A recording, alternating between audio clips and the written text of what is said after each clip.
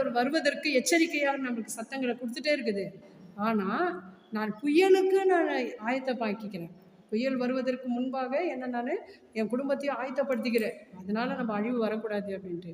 இப்போ ஆண்டவர் வருவது என்னை நியாயம் தீர்ப்பதற்காக அவர் வரப்போகிறார் அப்படின்னு நம்ம நினச்சிட்டு இருக்கிறோம்.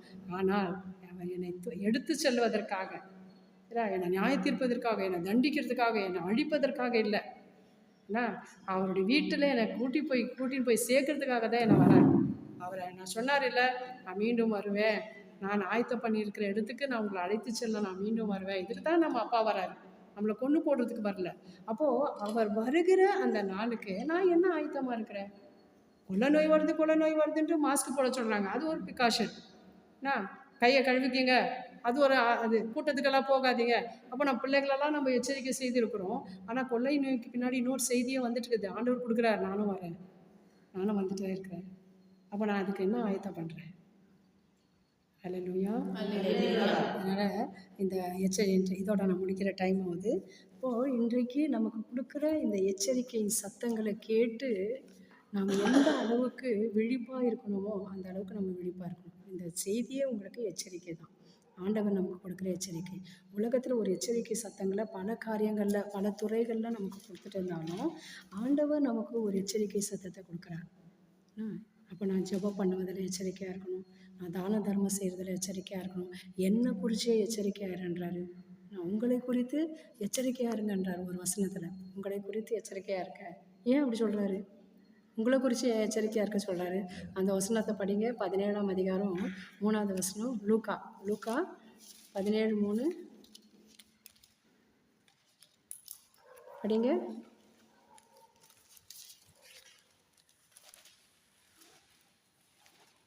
எனவே நீங்கள் எச்சரிக்கையாய் இருங்கள். உங்களுடைய சகோதரர் சகோதரிகளில் ஒருவர் பாவம் செய்தால் அவரை கடிந்து கொள்ளுங்கள், அவர் மனம் மாறினால் அவரை மன்னியுங்கள். அப்போ இங்கே பாருங்க, நம்மை குறித்து ஆண்டவர் நம்மகிட்டே சொல்கிறாரு, நீ உன்னை குறித்து எச்சரிக்கையாரு, உன்னை குறித்து நீ எச்சரிக்கையாரு. ஏன் அப்படின்னா, இப்போது நான் நல்லா ஜெபம் சொல்கிறேன் இல்லையா, நல்லா ஆண்டவருடைய சமூகத்தில் உபவாசம் இருக்கிறேன், ஆண்டவருடைய சமூகத்தில் பரிசுத்தமாக இருக்கிறேன், எல்லாமே பண்ணின்னு இருக்கிறேன். ஆனால் யார் மேலேயும் நான் மனஸ்தாபமாக இருக்கிறேன். இப்போ நான் எப்படி பண்ணின்னுக்கிறேன்? முழு பூசணிக்காவை சோத்தில் மறைச்சி நல்லா இருக்கிறேன் நான் அப்படின்னு சொல்லிட்டு இருக்கிறேன். ஆனால் எனக்குள்ளாக மனக்கசப்பு, எரிச்சல், கோபம், வர்மம், வைராக்கியம் இதெல்லாம் நான் வச்சுட்டு இருக்கிறேன். இதெல்லாம் வச்சுட்டு இருக்கும்போது நீ உன்னை குறித்து எச்சரிக்கையாரு. ஏன்னா உனக்குள்ளாக கூட ஒரு சில பலவீனங்கள் இருக்கத்தான் செய்யுது. அந்த பலவீனங்களோடு கூட நான் யாரை சந்திக்க முடியாது? ஆண்டவரை சந்திக்க முடியாது.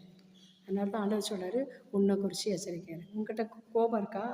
உன்கிட்ட மனஸ்தாபங்கள் இருக்கா? உன்கிட்ட மனத்தாங்கல்கள் இருக்கா? மன்னிக்காத இருக்கிறியா? என்ன பண்ணு? உன்னை குறித்து எச்சரிக்கையாரு. ஏன்னா உன்னுடைய பலவீனத்தை உனக்கு தான் தெரியும், எனக்கு தெரியாது. உங்கள் பலவீனத்தை ஆண்டவருக்கு தெரியும். உங்கள் பலவீனம் எப்படிப்பட்டதுன்னு ஆண்டவருக்கு தெரியும். உங்கள் பலவீனம் எப்படிப்பட்டதுன்னு உங்களுக்கு தெரியும். நீங்கள் யார் அப்படின்றது உங்களுக்கு தெரியும். சரியா? அப்போ எந்த அளவுக்கு நீங்கள் நம்ம தூய்மையாக இருக்கணும். பல காரியங்களில் நம்ம என்ன செய்வோம்?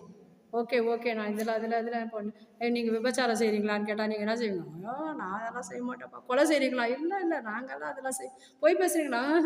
நாங்கள்லாம் பொய்யே பேச மாட்டோம். திருடுறீங்களா? நோ. அந்த வயசில் ஆண்டவருக்கு பிடிக்காததெல்லாம் நாங்கள் செய்ய மாட்டோம்.